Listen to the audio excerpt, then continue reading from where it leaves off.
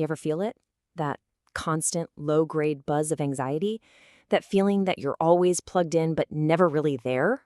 Like you're just running on this hamster wheel of notifications and deadlines and goals, but you never actually arrive anywhere peaceful? Yeah, if that sounds familiar, you are definitely not alone. It's kind of the background noise of modern life. So let's just start with the most obvious culprit, right? Our phones. Stanford addiction specialist Anna Lemke, well, she doesn't pull any punches.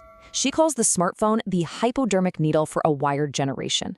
See, our relationship with these devices, it's often not just a bad habit. It's an actual addiction, and it's engineered to keep us coming back for just one more little hit of dopamine. And this image, yeah, it kind of says it all, doesn't it? We get tangled up, just falling into this little black mirror in our hands, always chasing that next notification, that next like, that fleeting sense of, I don't know, connection. But it never really fills us up. It just leaves us feeling more drained than when we started. But, it's not just our phones. The problem goes way deeper. We've kind of adopted this keeping score mentality for life itself. An economist named Joseph Schumpeter wrote about how we chase money and accomplishments not for what they are, but as an index of success, a symptom of victory. It's like we're playing a game we can never really win. But here's the thing. All this frantic chasing on the outside, it's often just a cover. It's a way for us to avoid dealing with our own unruly inner world. And this is a really crucial insight from a lot of psychological research. That relentless drive to just work, that workaholism that our culture sometimes celebrates as ambition, so often it's not about success at all. It's a coping mechanism. It's an attempt to just outrun or numb those really uncomfortable feelings of anxiety and depression. And if you think this inner chaos is some new 21st century problem, well, just listen to this description of anger. It sounds intense, right? The blazing eyes, the quivering lips, the hissing breath. That wasn't written last week. It's from the Roman philosopher Seneca, almost 2,000 years ago. The tech has changed for sure, but the raw, chaotic emotions inside of us, they are exactly the same. Which, it raises a really powerful question. If the problem is ancient, could the solution be ancient too?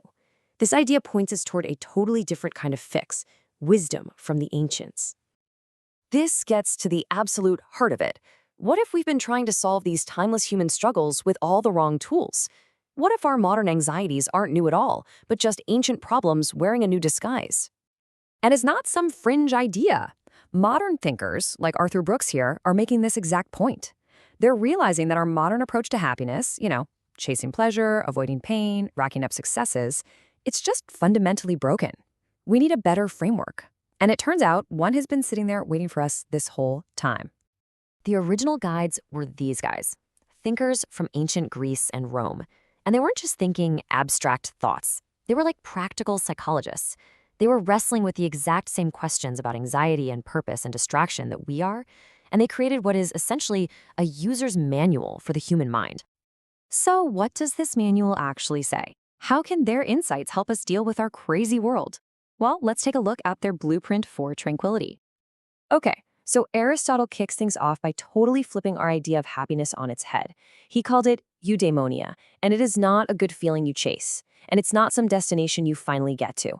He said it's an activity. It's about human flourishing that comes from living a life of purpose and virtue and excellence in your actions. It's all about what you do, not about what you have. Then you get the Stoics, like Seneca and Marcus Aurelius, and they built on this idea, creating this incredible contrast with how we usually think today. So on one side, you have the world's view. Happiness is all about externals, money, status, pleasure. You are what you have, and you should avoid pain at all costs. But the Stoics' view flips the script entirely. They say happiness comes from your internal world, your virtue, your reason, your self-control. You aren't what you have. You are how you choose to respond. And challenges? Oh, you don't run from them. You use them as a chance to practice being a better person. So how does this actually help with our modern anxiety?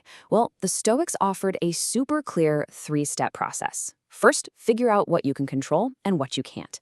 That flood of emails? Can't control it. Your reaction to it? 100% within your power.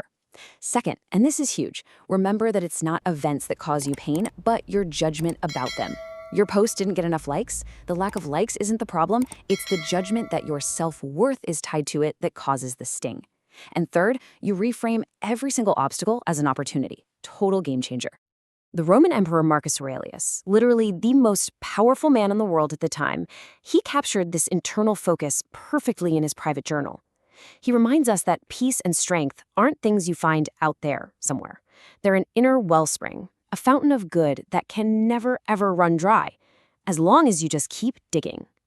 So, when you put it all together, this isn't just a collection of cool old ideas. It's a profound challenge to our entire modern way of life. It's a call to action. It's a call for living an examined life. And maybe nobody embodied this better than Socrates. He actually described his whole purpose as being a gadfly. You know, that annoying fly that stings a horse to wake it up. He saw his job as waking people up from their lazy, unthinking lives. He just pushed everyone he met to constantly examine their own beliefs and their own actions, all in the pursuit of virtue. So, here we are. The ancients didn't just diagnose the problem of human anxiety, they actually left us a map. It's a path away from that chaotic chase for things outside of us and toward an inner, unshakable peace. The only question left is the one for us. Are we brave enough to actually follow it?